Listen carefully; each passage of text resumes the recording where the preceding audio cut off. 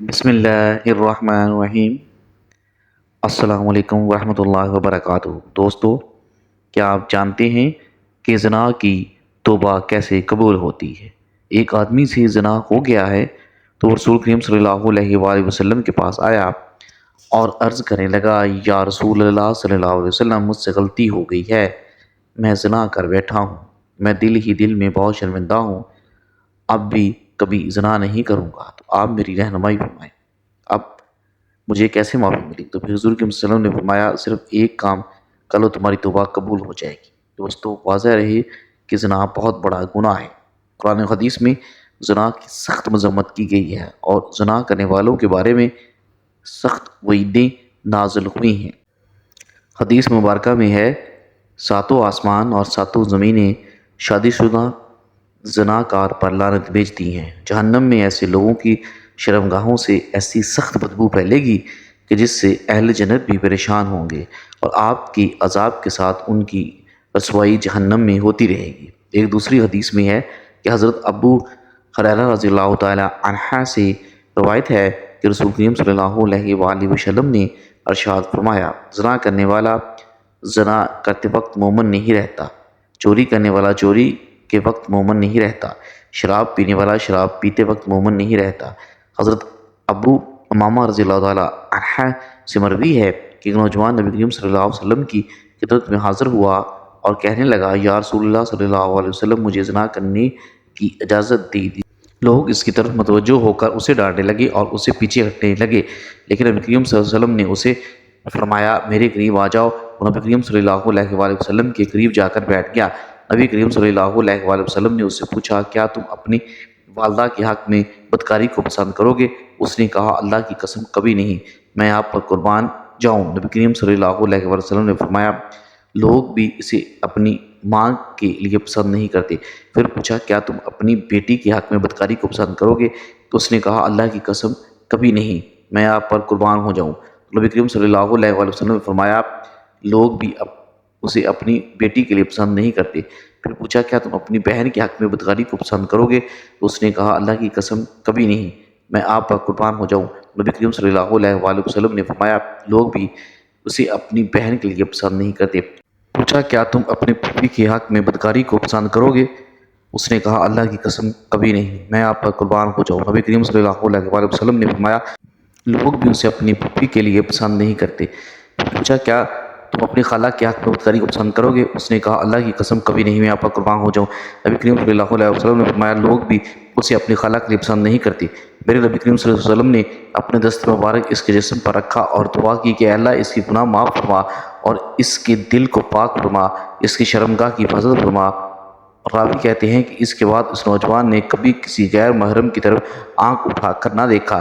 ناظرین، واضح رہے کہ ہر گناہ اللہ تعالیٰ کی نافرمانی ہے اور اس کی اطاعت و فرمانبرداری کی برکت ہے، اور اللہ تعالیٰ کا نافرمان دنیا اور آخرت میں کہیں چین پر سکون نہیں پا سکتا۔ گناہ کرنے والے کی زندگی تلخ کر دی جاتی ہے۔ اللہ تعالیٰ کا ارشاد پاک ہے کہ جو شخص میری اس نصیحت سے اعتراض کرے گا، جو اس کے لیے قیامت سے پہلے دنیا میں قبر اور تنگی کا زینہ ہوگی۔ دنیا اور آخرت میں چین اور سکون پانے کا ایک ہی راستہ ہے کہ اس پالنے والے خالق اور مالک کی نافرمانی چھوڑ کر اپنی پوری زندگی اس کی اطاعت اور فرمانبرداری میں گزار دی جائے۔ پھر اللہ پاک اپنے بندے کو پاکیزہ اور پالطف انداز عطا فرمائیں گے اور آخرت میں خوب اجر و ثواب سے نوازیں گے۔ موجودہ صورتحال میں اللہ تعالیٰ کا ارشاد ہے کہ جو شخص کوئی نیک کام کرے کا، خواہ وہ مرد ہو یا عورت، بشرط یہ ہے کہ صاحب ایمان ہو، کیونکہ کافروں کے اعمال صالح قبول نہیں۔ تو ہم اس دنیا کو، اس شخص کو دنیا میں تو اچھی زندگی دیں گے اور آخرت میں بھی اس کے اچھے کاموں کے حوض میں اس کا اجر دیں گے۔ دین اسلام میں مایوسی بالکل نہیں ہے۔ انسان خطا کا پتلا ہے، گناہ کرنا انسان کی فطرت میں شامل ہے، لیکن بہترین شخص وہ ہے جو گناہ کر کے اس پر قائم نہ رہے بلکہ فوراً توبہ کر کے اللہ تعالیٰ سے معافی مانگ لے۔ نبی کریم صلی اللہ علیہ وآلہ وسلم نے ارشاد فرمایا، جو بنی آدم یعنی انسان بہت زیادہ خطا کار ہے، اور اللہ تعالیٰ کے نزدیک بہترین انسان وہ ہے جو کثرت سے توبہ کرنے والا ہے۔ حضرت حذیفہ بن یمان سے مروی ہے کہ نبی کریم صلی اللہ علیہ وآلہ وسلم نے ارشاد فرمایا، مسلمانوں، زنا سے بچو، اس لیے کہ اس میں 6 نقصانات ہیں، 3 دنیا میں اور 3 آخرت میں۔ دنیا کے 3 نقصانات ہیں، زنا کرنے والے کے چہرے کی رونق ختم ہو جاتی ہے، مسلسل غربت اس شخص پر ہمیشہ سوار رہتی ہے، زنا کرنے والے شخص کی عمر کم ہو جاتی ہے۔ آخرت میں پیش آنے والے 3 نقصانات یہ ہیں۔ نمبر 1، اللہ کی ناراضگی، برا حساب و کتاب، دوزخ کی آگ میں ہمیشہ رہتا ہے۔ زنا سے چہرے بے رونق ہو جاتے ہیں، بے نور ہو جاتے ہیں۔ مذکورہ بالا حدیث کی روشنی میں پتہ چلا کہ زنا کرنے والے کو دنیا میں سخت ذلت اور رسوائی سے دوچار ہونا پڑتا ہے، جن میں پہلی سزا یہ ہے کہ زنا کرنے والے کے چہرے کی رونق ختم ہو جاتی ہے اور ان کے چہروں سے ہمیشہ ذلت و خواری کی علامت ظاہر ہوتی ہے۔ ایک دوسرے مقام پر نبی کریم صلی اللہ علیہ وآلہ وسلم نے ارشاد فرمایا، تم لوگ ضرور اپنی نگاہوں کی حفاظت کرو اور اپنے چہرے کو سیدھا رکھو، ورنہ تمہارے چہروں کو بے نور کر دیا جائے گا۔ زنا سے فقر و فاقہ اور غربت پیدا ہوتی ہے۔ حضرت عبداللہ بن عمر رضی اللہ تعالیٰ عنہ سے مروی ہے کہ آقا صلی اللہ علیہ وآلہ وسلم نے ارشاد فرمایا، جب حکمران ظلم کریں تو آسمان سوکھ جاتا ہے، مطلب بارشیں نہیں آتی۔ جب زکوٰۃ روک لی جاتی ہے تو مویشی ہلاک ہو جاتی ہے۔ جب زنا کاری پھیل جاتی ہے تو فقر و فاقہ اور غربت عام ہو جاتی ہے۔ اسلامی معاشرے کی پاکیزگی کی حفاظت کرنا اور مسلمانوں کی عزت نفس اور روح کی طہارت باقی رکھنا، عورت ذات کو غیر محرم مردوں سے دور رکھنا اور زنا کے حرام ہونے کی حکمت ہے۔ عبرانی کی ایک صحیح روایت ہے کہ ابن نبی کریم صلی اللہ علیہ وآلہ وسلم سے روایت کرتے ہیں کہ آپ صلی اللہ علیہ وآلہ وسلم نے فرمایا کہ روزانہ آدھی رات کے وقت آسمان کی دروازے کھول دیے جاتے ہیں اور ایک پکارنے والا فرشتہ پکارتا ہے کہ ہے کوئی دعا مانگنے والا جس کی دعا قبول کی جائے، کوئی سوال کرنے والا جس کا سوال پورا کیا جائے، کوئی مصیبت زدہ جو دعا کرے اور اس کی مصیبت دور کر دی جائے۔ یعنی آدھی رات کی بعد دعائیں قبول ہوتی ہیں۔ ناظرین، اللہ تعالیٰ ہر دعا کرنے والے شخص کی دعا کو قبول فرماتا ہے، سوائے زانیہ کے جو اپنی شرمگاہوں کی ذریعے غیر مرد کو سیراب کرتی ہیں۔ زانیہ عورت زنا کے ذریعے مرد کا دل بہلاتی ہے، پھر اس کی دعا قبول نہیں ہوتی۔ زنا کرنے والے لوگ خود اپنے آپ کو اللہ کے عذاب کا مستحق بنا لیتے ہیں۔ حضرت عبداللہ بن عباس رضی اللہ تعالیٰ عنہ کہتے ہیں کہ رسول کریم صلی اللہ علیہ وسلم نے فرمایا، جب کسی بستی میں زنا اور سود عام ہو جاتا ہے تو گویا اس کی بستی کے لوگوں نے اپنے آپ کو اللہ کے عذاب کا مستحق بنا لیا۔ کیا ان پر کسی بھی طرح کا عذاب آ جائے گا؟ پھر اس طرح زانی کو دنیا میں اللہ تعالیٰ کی طرف سے سزا رہتی ہے۔ یعنی یہ ایک ایسا جرم ہے کہ جس کی سزا دنیا میں بھی ملتی ہے اور آخرت میں بھی ملتی ہے۔ حضرت انس فرماتے ہیں کہ رسول کریم صلی اللہ علیہ وآلہ وسلم نے فرمایا، 2 گناہ ایسی ہیں جن کی سزا میں جلدی کی جاتی ہے اور دنیا میں ہی دی جاتی ہے۔ نمبر 1، زنا۔ نمبر 2، والدین کی نافرمانی کرنے والا، ماں باپ کی بات نہ ماننے والا شخص ایسی بیماریوں میں مبتلا ہو جاتا ہے، یعنی زنا جیسی بیماری میں مبتلا ہو جاتا ہے تو پھر اس کا ایمان کیسے بچ سکتا ہے کہ اس گناہ کو چھپانے کے لیے جھوٹ پہ جھوٹ بولتا چلا جاتا ہے، ایک نہیں کئی جھوٹ بولتا ہے، اور جب کوئی انسان جھوٹ بولتا ہے تو اس کے منہ کی بدبو سے فرشتے اس سے کئی میل دور چلے جاتے ہیں اور اس انسان سے اللہ تعالیٰ کی حفاظت ہٹ جاتی ہے اور وہ شخص ذلیل ہو کر رہتا ہے۔ دنیا میں بھی انسان پر طرح طرح کی بیماریاں اور طرح طرح کی مصیبتیں نازل ہوتی ہیں، پھر بڑھاپے کی عمر میں بھی زنا کرنا اللہ کے غضب اور غصے کو اور بڑھاتا ہے۔ اللہ تعالیٰ قیامت کے دن 3 لوگوں سے غصے کی وجہ سے بات نہیں کرے گا اور نہ ہی جنت میں داخل ہونے کے لیے پاس کرے گا اور نہ ہی ان کے لیے آخرت کا دردناک عذاب ہے۔ نمبر 1، بوڑھا زانی، دوسرا جھوٹا حکمران اور تیسرا متکبر فقیر۔ پھر اسی طرح جہاں پر زنا عام ہو جائے گا وہاں موتیں بہت زیادہ ہونے لگتی ہیں، موت کی کثرت ہو جاتی ہے، قتل کی کثرت ہو جاتی ہے۔ پھر اسی طرح کسی بھی غیر حاضر شخص کی بیوی سے زنا کرنے والے شخص پر اللہ تعالیٰ کی قیامت کے روز ایک سانپ مسلط کر دے گا۔ یعنی کسی عورت کا شوہر کہیں گیا ہوا ہے اور ظاہر ہے کہ شوہر بیوی کا محافظ ہوتا ہے، اور پھر اگر وہ اکیلی ہے تو اس کو اکیلا پا کر کسی نے اس کے ساتھ اگر برائی کی ہے تو وہ سانپ اس کو قیامت تک ڈستا رہے گا۔ ایسا شخص قیامت کے دن اس انجام سے دوچار ہو گیا۔ عبداللہ بن عمر کہتے ہیں کہ رسول کریم صلی اللہ علیہ وسلم نے فرمایا، شخص کسی غیر حاضر آدمی کی بیوی کے بستر پر آ کر بیٹھا ہے تو اس کا انجام اس شخص جیسا ہے جیسے قیامت کے روز زہریلے سانپوں میں سے ایک سانپ ڈسے گا۔ پھر ہمسائے کی بیوی سے زنا کرنے کا عذاب یا اس کی سزا کسی بھی دوسری عورت کے ساتھ زنا کرنے سے 10 گنا زیادہ ہے، کیونکہ ہمسایوں کے بھی کچھ حقوق ہوتے ہیں۔ حضرت عبداللہ رضی اللہ تعالیٰ عنہ بیان فرماتے ہیں کہ میں نے رسول کریم صلی اللہ علیہ وسلم سے پوچھا، کون سا گناہ اللہ کے نزدیک سب سے بڑا ہے؟ آپ نے فرمایا کہ اللہ کے ساتھ کسی کو شریک ٹھہرانا جبکہ اس نے تمہیں پیدا کیا ہے۔ وہ کہتا ہے، میں نے آپ سے عرض کی، یہ تو واقعی بہت بڑا گناہ ہے۔ وہ کہتے ہیں، میں نے پوچھا، پھر کون سا بڑا گناہ ہے؟ آپ نے فرمایا، تو اپنی اولاد کو اس اندیشے سے قتل کر دینا کہ وہ تمہارے کھانے میں شریک ہوگی۔ وہ کہتے ہیں، میں نے پوچھا ہے پھر کون سا بڑا گناہ؟ تو آپ نے فرمایا پھر یہ کہ تم اپنے ہمسائے کی بیوی کے ساتھ زنا کرے۔ صحابہ کرام رضی اللہ تعالیٰ عنہ سے مروی ہے کہ ہم نے بڑے گناہوں سے متعلق دریافت کیا تو آپ صلی اللہ علیہ وآلہ وسلم نے انہیں سب سے بڑے گناہ کے بارے میں بتایا کہ وہ شرک ہے، جسے اللہ تعالیٰ صرف توبہ ہی سے بخشتا ہے۔ اگر شرک کا مرتکب انسان بغیر توبہ کے مر گیا تو وہ ہمیشہ ہمیشہ جہنم میں رہے گا۔ دوسرا بڑا گناہ یہ ہے کہ آدمی اپنے بچے کو اس خوف سے مار دے کہ وہ اس کے ساتھ اس کے کھانے میں شریک ہوگا۔ چنانچہ کسی ایسی جان کو مار دینا جسے اللہ نے حرام کیا ہو، اس کا مرتبہ بڑے گناہوں میں دوسرا ہے۔ گناہ اور اس کی سزا اور بھی موجود ہے ہو جاتی ہے جبکہ مقتول قاتل کا رشتہ دار ہو، اور یہ اور بھی زیادہ ہو جاتی ہے جب مقتول ہمسایہ ہو۔ جب قتل کا مقدمہ مقتول کو اللہ کی اس رزق سے محروم کرنا ہو جسے اللہ نے قاتل کے ہاتھ پر جاری فرمایا ہو۔ پھر یہ کہ آدمی اپنے ہمسائے کی بیوی سے زنا کرے، کبیرہ گناہوں میں تیسرا درجہ زنا کا ہے۔ اس کا گناہ اور زیادہ ہو جاتا ہے۔ جس عورت سے زنا کیا جائے وہ ہمسائے کی بیوی ہو جس کے ساتھ شریعت نے حسن سلوک اور نیکی کرنے کی نصیحت کی ہے۔ حضرت مقداد کہتے ہیں کہ رسول کریم صلی اللہ علیہ وآلہ وسلم نے اپنے صحابہ سے فرمایا زنا کے بارے میں تمہارا کیا خیال ہے؟ صحابہ نے عرض کیا زنا کو اللہ اور اس کے رسول نے حرام قرار دیا ہے، لہٰذا وہ قیامت تک حرام ہے۔ پھر آپ صلی اللہ علیہ وسلم نے صحابہ کرام سے فرمایا ایک آدمی اگر 10 عورتوں سے زنا کرے گا تو یہ گناہ اس سے کم ہے کہ آدمی اپنے ہمسائے کی بیوی سے زنا کرے۔ ہمسائے کی بیوی سے زنا ایک تو ہمسائے کا حق پامال ہوتا ہے اور دوسرا یہ کہ اعتماد کا رشتہ ہوتا ہے، ساتھ ساتھ گھر ہوتے ہیں تو سارے راز معلوم ہوتے ہیں، کس دن کون اکیلا ہے، کون گھر میں ہے یا نہیں، کسی بھی وقت دماغ سکون میں نہیں رہتا، انسان ایک خوف کا شکار رہتا ہے۔ ناظرین، کیا آپ کو پتہ ہے کہ آخرت میں اس شخص کا انجام کیا ہوگا؟ کسی کو معلوم ہے؟ یہ جو دنیا میں زنا کرتی ہیں قیامت کے دن اس کا انجام کیا ہوگا؟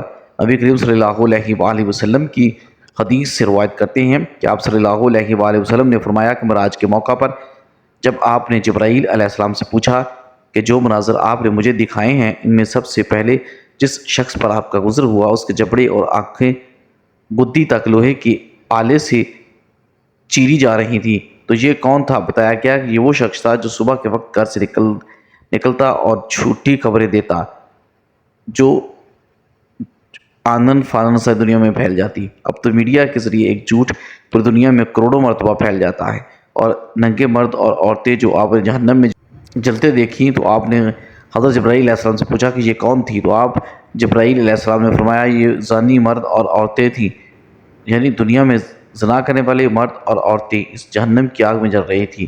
اور تیسرا شخص جو خون کی ندی میں غوطے کھا رہا تھا ہم نے دیکھا جس کے منہ میں بار بار پتھر ڈالے جا رہے تھے، یہ وہ شخص دنیا میں سود کھاتا تھا۔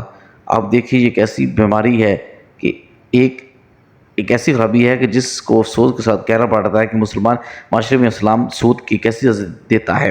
اگر کوئی شخص ایسے پرائی کے قریب سے بکتا تو اسے ذلت کی نگاہ سے دیکھا جاتا ہے، لیکن ذلت اور رسوائی کا سامنا کرنا پڑتا ہے۔ لیکن اب آپ دیکھتے ہیں کہ عموماً لوگ اس سود کو برا نہیں سمجھتے، یہ اب معمولی سمجھتے ہیں اور کہتے ہیں اچھا کر لیا تو پھر بعد میں توبہ کر لیں گے، معافی مانگ لیں گے، لیکن کبھی یہ نہیں سوچا کہ توبہ کرنے کی مہلت ہی نہ ملی تو کیا کریں گے، اللہ نے توبہ کی توفیق نہ دی تو کیا کریں گے۔ حضور نبی کریم صلی اللہ علیہ وآلہ وسلم کی خدمت میں ایک خاتون آئی اور کہنے لگی مجھ سے گناہ ہو گیا ہے اور میرے پیٹ میں ناجائز بچہ ہے۔ آپ صلی اللہ علیہ وآلہ وسلم نے فرمایا میں کیسے مان لوں کہ تو نے بدکاری کی ہے؟ تو آپ صلی اللہ علیہ وسلم نے فرمایا کہ جاؤ اور بچہ پیدا ہونے کے بعد پھر آنا۔ پھر جب وہ پھول جیسا بچہ پیدا ہو گیا تو بچہ گود میں لے کے آئی، یا رسول اللہ صلی اللہ علیہ وسلم اب کیا کروں؟ تو آپ صلی اللہ علیہ وسلم نے فرمایا کہ غلطی تیری ہے بچے کی نہیں، واپس جاؤ اسے دودھ پلاؤ، جب روٹی کھانے لگے تب آ جانا۔ صحابہ کرام رضوان اللہ علیہ اجمعین کہتے ہیں کہ جب 2 سال بعد آئی تو بچے کے ہاتھ میں روٹی کا ٹکڑا تھا، اور جب آئی تو رونے لگی اور کہا کہ اے محبوب خدا صلی اللہ علیہ وسلم مجھے ہر رات یہ گناہ چبھتا ہے اور مجھے سونے نہیں دیتا، اور اگر آج میں مر گئی تو اللہ کی بارگاہ میں کیا جواب دوں گی؟ نظر کرم فرمائی تو آپ صلی اللہ علیہ وسلم نے فرمایا کہ بچہ ایک صحابی کو دے دو اور اسے کہو کہ اس کی اپنے بچوں کی طرف پرورش کرنا۔ پھر فرمایا اس خاتون کو باہر لے جاؤ اور پتھر مار مار کر سنسار کر دو یہاں تک کہ وہ انتقال کر گئی۔ تو آپ صلی اللہ علیہ وسلم نے 2 صحابیات کی ڈیوٹی لگائی اور فرمایا اسے اٹھاؤ اور غسل بھی دو اور کفن بھی پہناؤ۔ جب یہ کام ہو گیا تو حکم کہ صفیں سیدھی کر لو، میں خود اس کا جنازہ پڑھاؤں گا۔ تو صحابہ کرام نے کہا اے نبی صلی اس کا جنازہ معوذ باللہ؟ تو ہمارے پیارے آقا صلی اللہ علیہ وسلم نے اس خاتون کو معاشرے سے کاٹا نہیں، بلکہ آپ صلی اللہ علیہ وسلم نے فرمایا کہ آپ لوگوں نے صرف اس کا گناہ دیکھا ہے مگر اس کا احساس نہیں دیکھا، اس کی توبہ کا انداز نہیں دیکھا، اس کی تڑپ نہیں دیکھی، بار گاہے خدا میں سرخرو ہونے کا جذبہ نہیں دیکھا۔ آپ صلی اللہ علیہ وسلم نے فرمایا کہ اس نے اتنی اعلیٰ توبہ کی ہے کہ اگر ساری دنیا میں بانٹ دو تو اللہ سب کی بخشش فرما دے گا۔ ایک نوجوان صحابی جسے معاذ رضی اللہ تعالی عنہ کے نام سے جانتے تھے، ان کی شادی مدینہ منورہ میں ہوئی تھی۔ ایک دن شیطان نے ان کو پھسلایا اور ان کو ایک انصار کی لڑکی پر مائل کر دیا اور راہ حق سے ہٹانے کی کوشش کی۔ معاذ رضی اللہ تعالی عنہ شیطان کے جال میں پھنسے اور اس لڑکی کو تنہائی میں لے گئے، اور اب یہ دونوں تھے اور تیسرا ان میں شیطان تھا۔ وہ برائی کو ہی ان دونوں کے لیے نہایت پرکشش اور خوبصورت بنا کر پیش کر رہا تھا۔ وہ دونوں بہک گئے اور جوانی کی طغیانی کا شکار ہو گئے۔ جب معاذ رضی اللہ عنہ اپنے جرم سے فارغ ہوئے تو شیطان نے ان کا ہاتھ چھوڑ دیا۔ اب وہ پھوٹ پھوٹ کر رونے لگے اور اپنے نفس کا محاسبہ کرنے لگے اور اپنے آپ کو ملامت کرنے لگے اور بے قرار ہو گئے۔ آپ صلی اللہ علیہ وسلم کی خدمت میں حاضر ہوئے اور آپ صلی اللہ علیہ وسلم کے سامنے کھڑے ہو گئے۔ احساس گناہی سے تڑپانے لگا، کہنے لگے، اے اللہ کے رسول صلی اللہ علیہ وسلم، مجھ سے ایک گناہ ہو گیا ہے، یعنی زنا ہو گیا ہے، مجھے معاف کر دیجئے۔ نبی کریم صلی اللہ علیہ وآلہ وسلم نے ان کی طرف سے منہ پھیر لیا اور دوسری جانب آ گئے، بولے، اے اللہ کے رسول صلی اللہ علیہ وسلم، میں شیطان کے جانسے میں آ گیا تھا، زنا کر بیٹھا ہوں، مجھ سے بات کر لیجیے۔ نبی کریم صلی اللہ علیہ وسلم نے فرمایا، تجھ پر افسوس ہے، واپس چلا جا اور اللہ تعالیٰ سے اپنے گناہ کی معافی مانگ، اور توبہ کر لی۔ وہ تھوڑی دیر بعد پھر آ گیا، گناہوں کی آگ نے اس کا آرام چھین لیا، وہ صبر نہ کر سکا۔ نبی کریم صلی اللہ علیہ وسلم نے اس کے بارے میں حکم دیا، اسے یہاں سے نکال دو۔ اسے نکال دیا گیا۔ وہ چوتھی مرتبہ پھر چلا آیا۔ نبی کریم صلی اللہ علیہ وآلہ وسلم نے لوگوں سے پوچھا، کیا دیوانہ ہے؟ لوگوں نے کہا، اللہ کے رسول صلی اللہ علیہ وسلم، ہم تو اس میں ایسا کوئی مرض نہیں پاتے۔ آپ صلی اللہ علیہ وآلہ وسلم نے فرمایا، شاید اس نے شراب پی ہے، اسی لیے ایسی حرکتیں کر رہا ہے۔ ایک آدمی کھڑا ہوا، اس نے معاذ رضی اللہ تعالیٰ عنہ کا منہ سونگھا، اسے شراب کی کوئی بو محسوس نہیں ہوئی۔ نبی کریم صلی اللہ علیہ وسلم نے پوچھا، تجھے پتہ ہے زنا کسے کہتے ہیں؟ اس نے کہا، جی ہاں، میں ایک عورت کے ساتھ اس طرح حرام کا ارتکاب کر بیٹھا ہوں جیسے ایک آدمی حلال طریقے سے اپنی بیوی کے ساتھ کرتا ہے۔ آپ صلی اللہ علیہ وآلہ وسلم نے پوچھا، اب اس سے تمہارا کیا مطلب ہے؟ اس نے کہا، مجھے پاک کر دیجیے۔ نبی کریم صلی اللہ علیہ وسلم نے مکمل تفتیش کروائی، جرم ثابت ہونے پر حد جاری فرما دی۔ آپ صلی اللہ علیہ وسلم نے حکم دیا اور اسے سنسار کر دیا جائے۔ جب اس کی نماز جنازہ پڑھائی گئی، اسے دفن کر دیا گیا، تو نبی کریم صلی اللہ علیہ وسلم دو آدمیوں کے پاس سے گزرے، وہ آپس میں باتیں کر رہے تھے کہ دیکھو، اس آدمی پر اللہ نے پردہ ڈال دیا ہے، لیکن اس نے اپنے آپ کو خود ہی ہلاکت میں ڈال دیا، حتیٰ کہ اسے پتھر مار مار کر یوں ہلاک کر دیا گیا جیسے کتے مار دیے جاتے ہیں۔ نبی کریم صلی اللہ علیہ وآلہ وسلم خاموش ہو گئے، اور پھر تھوڑا دور ایک مردہ گدھا پڑا ہوا تھا، اسے دھوپ نے جلا دیا۔ اس گدھے کا گوشت کھاؤ۔ وہ حیران ہو کر بولا، اے اللہ کے نبی، بھلا اسے کون کھا سکتا ہے؟ آپ صلی اللہ علیہ وسلم نے فرمایا، ابھی ابھی جو تم اپنے بھائی کی عزت پامال کر رہے تھے، وہ اس گدھے کو کھانے سے بھی زیادہ بدتر ہے۔ معاذ رضی اللہ تعالیٰ عنہ ایسے سچی توبہ کی ہے کہ اگر یہ توبہ امت کے مابین تقسیم کر دی جائے تو انہیں کافی ہو جائے گی۔ مجھے اس کی ذات کی قسم جس کے ہاتھ میں میری جان ہے، وہ اس وقت جنت کی نہروں میں غوطے لگا رہا ہے۔ اللہ پاک سے دعا ہے کہ اللہ پاک ہمیں ہر برے عمل سے بچائے۔ میرا سنانا اور آپ کا سننا اپنی بارگاہ الہی میں قبول و منظور فرمائے اور ہمارا خاتمہ ایمان پر فرمائے، آمین یا رب العالمین۔ ناظرین، ویڈیو اچھی لگی ہو تو ویڈیو کو لائک کریں، شیئر کریں، چینل کو سبسکرائب کریں۔